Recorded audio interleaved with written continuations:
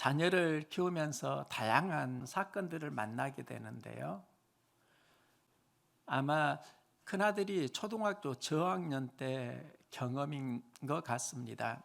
아이들이 교회에서 뛰어놀면서 어떤 놀이를 했습니다. 아들이 교회 창고에 들어가 숨었는데 아이를 잡으려고 오니까 창고에 있는 창문에서 뛰어내렸습니다. 그 순간 뒤에 있던 한 아이가 잡으려고 옷자락을 당기니까요, 떨어지면서 균형을 잃어버린 겁니다. 발로 착지하지 못하고 뒤에서 옷이 걸리니까 떨어지면서 손바닥으로 땅을 짚었습니다. 아이가 굉장히 많이 아파해서 병원에 가니까 뼈가 부러졌다, 수술을 받아야 한다, 이 진단을 하는 겁니다. 그때 의사가 했던 말이 있습니다. 손목에 뼈가 부러졌는데 성장판이 밀려났어요. 수술은 하는데 최악의 경우 손이 자라지 못할 수도 있습니다. 이 말을 하는 겁니다. 그때 갑자기 가슴이 쿵 하는 것을 느꼈습니다. 성장판이 밀려나서 성장을 멈출 수 있다. 그러면은 손이 기형이 되는 겁니다. 수술을 받고 지금 건강하게 잘 자라는데요, 그때는 아찔했다 하는 생각을 합니다. 우리 인생을 보면 성장판이 있습니다. 성장판이 열리고 자랄 때가 있고, 그 성장판이 밀려나고 때로는 고장나서 성장을 멈출 수도 있습니다. 믿음의 성장판이 어떻게 잘 열릴 수 있을까? 삶의 성장판이 어디에서 열리는 것일까? 한 주간 이 고민을 하면서 기도했고요. 그러면서 만나는 믿음의 선진이 바로 다윗 왕입니다. 그의 출발은 2세 막내 아들입니다. 8 형제 중에 막내이고 그는 인정받지 못하는 아이였습니다. 그가 이스라엘의 왕이 되고 이스라엘은 크게 성장하는데요, 이스라엘 국기에는 별이 있는데 그 별은 다윗의 별을 상징합니다. 다윗 인생에 성장판이 있습니다. 예전에는 다윗의 성장판으로 골리앗과의 싸움을 생각했습니다. 일상 속에서 다윗이 목동으로 최선을 다했고, 그는 양을 지키기 위해 물매질을 배워서 맹수를 무찔렀는데 나중에 골리앗을 무찌르고 이스라엘의 인지도를 얻게 됩니다. 다윗 일생에서 골리앗이 참 중요하다, 그런 생각을 했는데 목회자로 성경을 보면서 다윗이 성장 지점이 굉장히 많이 보이더라고요. 오늘은 다윗이 성장했던 그 성장점을 나누려고 하는데요, 다윗이 사건 속에서 품은 중심 마음이 은혜입니다. 다윗은 상처와 은혜를 반복해서 경험합니다. 크고 작은 상처와 은혜가 다윗에게 있었고 우리도 하는 경험입니다. 사울 왕이 항상 죽이려고 했습니다. 도망자 신세로 살았다고 하면 이때 엄청난 상처 경험이 있습니다. 어려울 때 다윗을 도와준 친구가 요나단입니다. 죽음의 위기를 직면할 때 요나단이 도와주었다면 그는 은혜 경험도 있습니다. 교회에서 사역을 하면서 깨달은 게 있는데요, 상처와 은혜는 반복된다는 겁니다. 상처와 은혜는 마음의 상태에 따라서 선택을 하면서 살아간다는 겁니다. 교회를 개척하고 지금까지 많은 사랑과 은혜를 받았습니다. 함께 동행해 준 고마운 분들이 있습니다. 그분들을 생각하면 은혜의 마음이 있습니다. 그런데 교회를 감당하면서 버거울 때, 그때 홀로 마음속에 찾아오는 신음과 낙심도 솔직히 있습니다. 관계 속에서 은혜만 있었던 건 아닙니다. 은혜도 많이 받았고 또 상처 마음도 있는데요. 이건 모두가 경험하는 일상입니다. 여러분 삶 가운데 크고 많은 은혜 있지만 또 크고 작은 상처 있지 않습니까? 여기에서 무엇을 품느냐는 인생에서 무엇을 이룰 것인가 굉장히 중요합니다. 사울과 요나단이 전쟁에서 죽고 그 다음에 다윗이 이스라엘의 왕이 되는데요. 다윗이 왕이 되고 영토를 확장합니다. 사무엘하 8장을 보면 메섹맘마, 모압, 소바, 다메섹, 에돔 그 주변 나라를 다윗이 정복해 갑니다. 전쟁에서 이긴다는 건 왕에게 큰 복이었고 그 복을 어떻게 누리는가? 다윗이 어디를 가든지 여호와께서 이기게 하시니라. 이게 사마 8장의 말씀입니다. 다윗이 전쟁에서 이겼는데 그 이김은 하나님이 도와주셨다는 겁니다. 많은 은혜를 경험합니다. 그런데 여러분, 승리도 중요하지만 성경을 보면 승리 이유는 더 중요하다는 걸 많이 말씀하시더라고요. 승리 이후 큰 성장으로 가는 인생이 있고 승리 이후에 무너지는 인생도 성경에 참 많이 있습니다. 이스라엘이 하나님 말씀을 품고 애굽을 나옵니다. 출애굽은 이제 애굽 왕의 통치를 벗어나고 하나님을 섬기는 백성으로 출발하는 걸 의미합니다.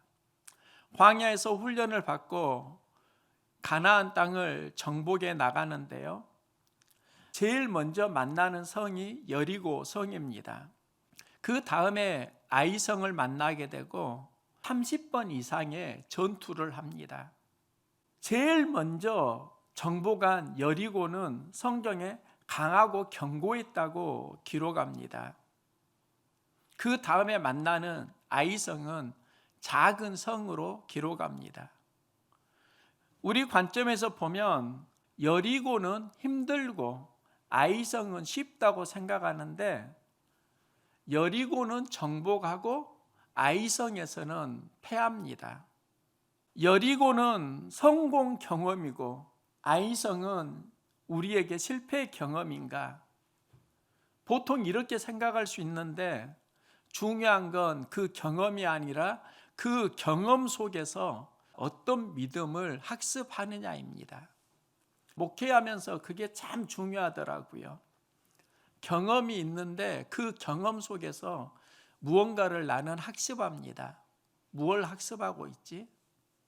그거에 따라서 더 큰 성장으로 가기도 하고 주저앉기도 합니다. 여리고를 정복할 때 하나님께서는 그들에게 전략을 주시는데요. 이스라엘 백성은 하나님 알려주신 전략대로 여리고 행진을 합니다. 그 행진의 중심에는 언약궤가 있습니다. 그들의 삶의 중심에 언약궤가 있었다는 것이고요. 또 언약궤는 하나님의 임재를 상징합니다. 그들은 행진하면서 침묵합니다. 침묵은 소리를 내지 않는 그것만을 말하는 게 아니라 침묵하면서 하나님 사인에 집중합니다. 군사들은 언약궤 앞에서 행진합니다. 언약궤 앞에서 군사들이 있었다는 건 언약궤를 지켰다는 겁니다. 우리가 하나님의 언약궤, 하나님을 지키면 하나님이 이스라엘 백성을 지켜주듯이 우리를 지켜주십니다. 외치라고 신호를 줄 때 그들은 여리고를 향해서 하나님의 비전을 선포합니다. 여기서 견고한 여리고는 무너집니다. 여리고를 정복할 때 하나님이 가르쳐 주신 승리의 비결, 행진의 중심의 언약궤, 우리 삶의 중심의 언약궤, 또 침묵과 선포, 또 언약궤를 지키는 군인들, 우리가 언약궤를 지키면 언약궤가 이스라엘 백성을 지켜주듯이 내가 말씀을 지킬 때 말씀이 나를 지켜준다. 이게 여리고 전쟁에서 승리하는 핵심 효과입니다. 이스라엘 백성은 여리고를 정복하고 아이성을 만나는데요. 그들은 말합니다. 백성 다 올라가게 하지 말고 2~3천 명만 올라가서 아이를 치게 하소서. 그들은 소수이니 모든 백성을 그리로 보내어 수고롭게 하지 마소서. 아이성을 쉽게 생각합니다. 자신감이 붙은 겁니다. 이 자신감의 교만으로 가는 걸 볼 수 있습니다. 그들의 전략을 보면 하나님 말씀이 없습니다. 자기 의견이나 자기 생각이 있습니다. 그러다가 아이성 전투에서 패합니다.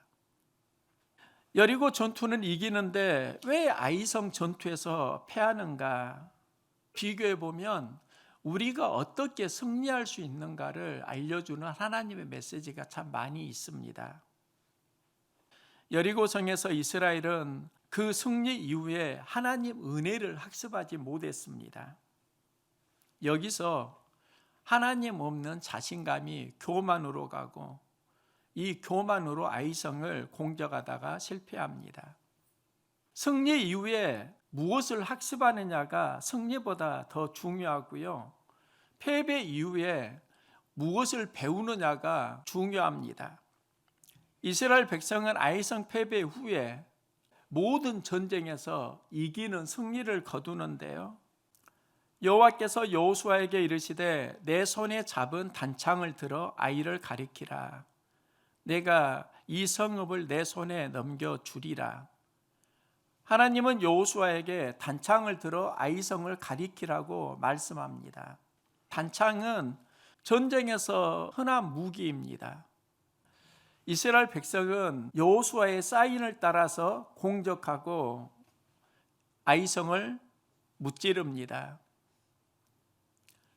그러면 우리에게 이제 이 질문을 할 수 있습니다. 우리에게도 단창이 필요하구나. 그런데 단창이 우리 일상에서 가지고 살아가는 어떤 도구일 수 있다 생각해 보지 않으셨습니까? 일상의 도구입니다. 전쟁에는 단창이 필요하고요. 또 여러 가지가 필요한 것이지요. 그런데 그 도구가 아이성을 무찌른 게 아니라 우리가 믿음으로 보아야 하는 것은 말씀을 따라가는 단창입니다. 하나님께서 여호수아에게 단창으로 아이성을 가리키라고 말씀하는데요. 이스라엘 백성들이 단창을 보는 것 같지만 영적으로 좀 더 깊이 들어가면 말씀이 가리키는 곳을 보는 겁니다. 단창만 볼 게 아니라 말씀을 따라가는 단창이 승리의 비결입니다. 우리가 가지고 있는 그 무엇이 소소한 것일지라도 말씀을 따라가는 하나님의 도구가 되기를 소망합니다. 영적 전쟁에서 말씀을 따라가면 승리합니다. 말씀을 따라가면 정말 승리할까요? 승리합니다. 말씀을 따라갈 때 우리의 삶은 은혜 중심으로 인도를 받습니다. 다윗은 전쟁을 하면서 이기는 경험을 하는데요. 말씀을 따라가면서 하나님이 이기게 하는 경험을 합니다. 전쟁에서 승리하고 다윗이 품은 마음이 있는데요. 여호와께서 다윗의 대적들을 지면에서 다 끊어버리신 때에도 너는 내 인자함을 내 집에서 영원히 끊어버리지 말라. 요나단이 다윗에게 했던 부탁입니다. 승리 이후에 요나단이 내 인자함을 우리 후손에게서 끊어버리지 말라. 이 부탁을 기억하고 요나단의 자손들을 찾습니다. 사울의 집에 아직도 남은 사람이 있느냐? 내가 요나단으로 말미암아 그 사람에게 은총을 베풀리라. 다윗이 어떤 마음으로 살았는가를 알려주는 굉장히 중요한 메시지입니다. 다윗은 사울의 손자를 찾고요, 그가 무비보셋입니다. 은총을 베풀어 줍니다. 그의 이름을 존귀하게 합니다. 왕의 상에서 밥을 먹습니다. 왕과 함께 식사를 한다는 것은 그를 존귀하게 대해준다는 겁니다. 그를 무비보셋으로 부르는데요, 다윗이 부르는 그 무비보셋의 본래 이름은 무리바알입니다. 이 말은 바알과 싸우다는 의미입니다.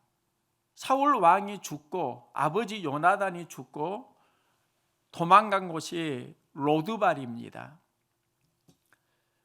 그가 살았던 황정이 로드발인데, 이 로드발은 목초지가 아니다라는 의미를 가집니다. 꿈은 바알과 싸워서 이기리라 이름을 지었는데, 도망자 신세로 로드발에서 살았다고 하면 마음에 무엇이 있었을까요? 모든 게 다 무너지지 않았을까요? 경제적인 것만 무너진 게 아닙니다. 누구에게 발각되면 죽임을 당할 수도 있습니다. 두려움 속에서 살았습니다.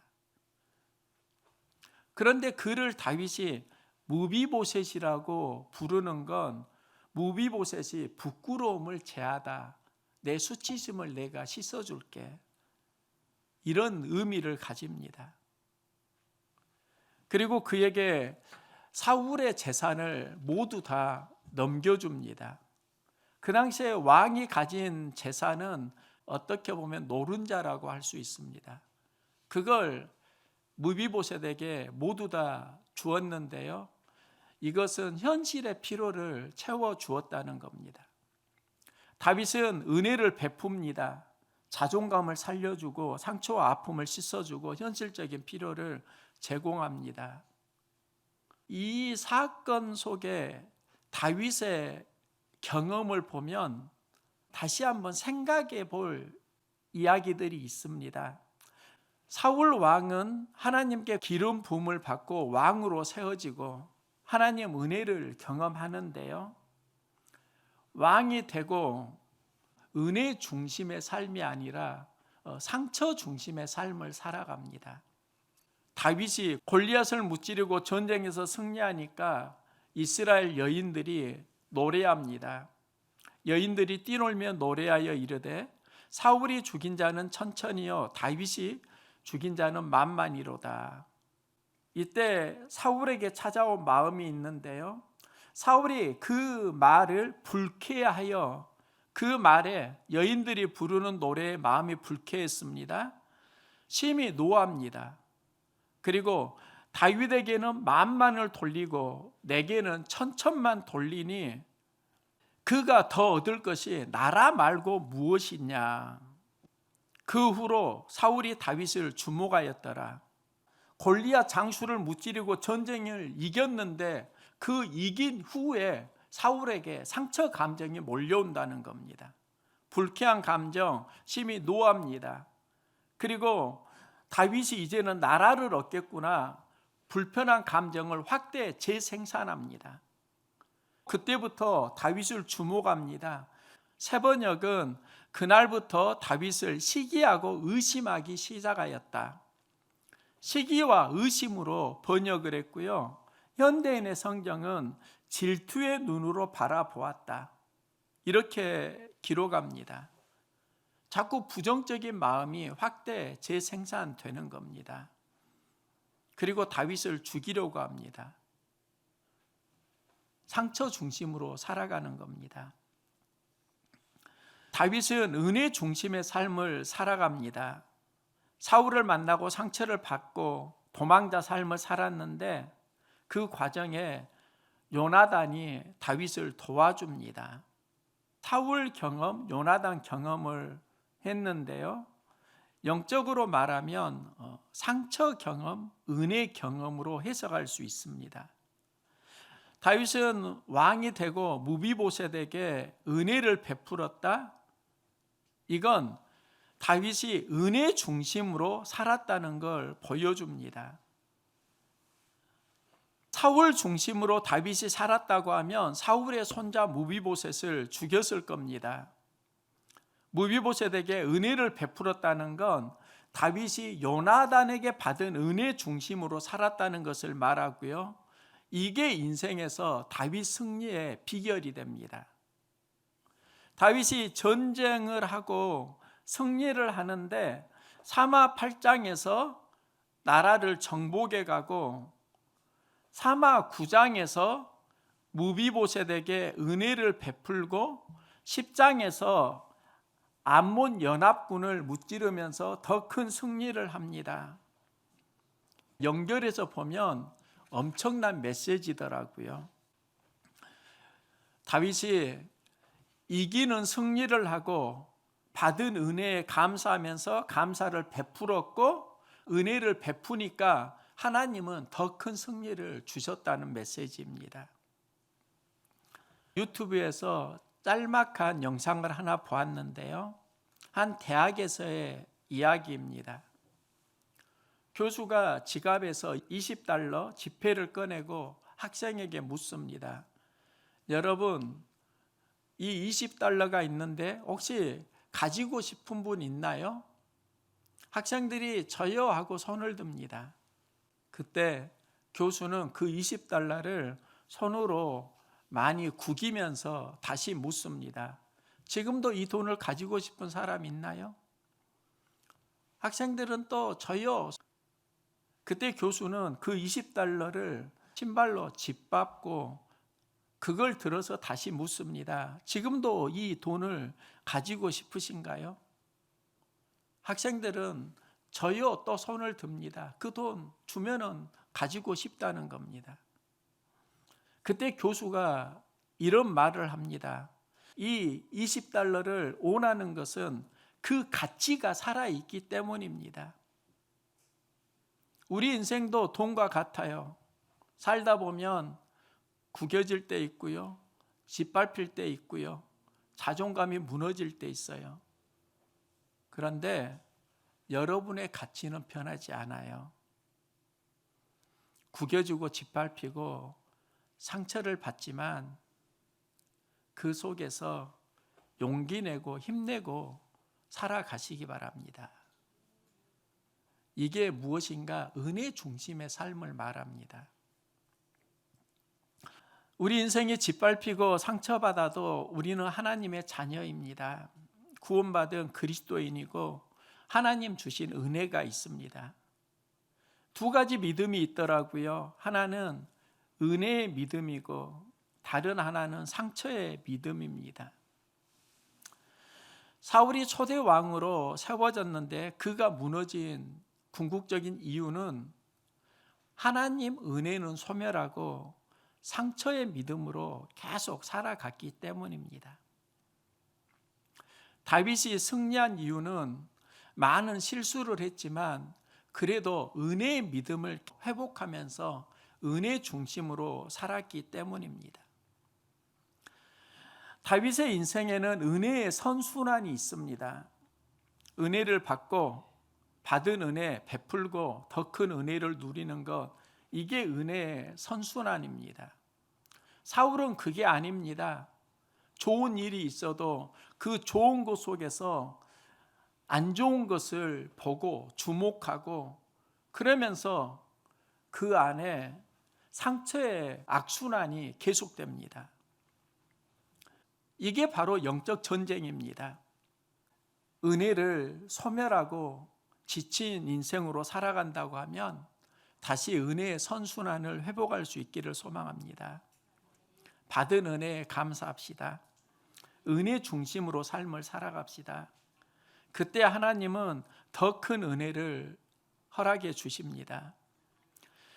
우리 인생이 은혜의 믿음으로 더 큰 은혜를 경험하는 선순환이 회복되기를 소망합니다.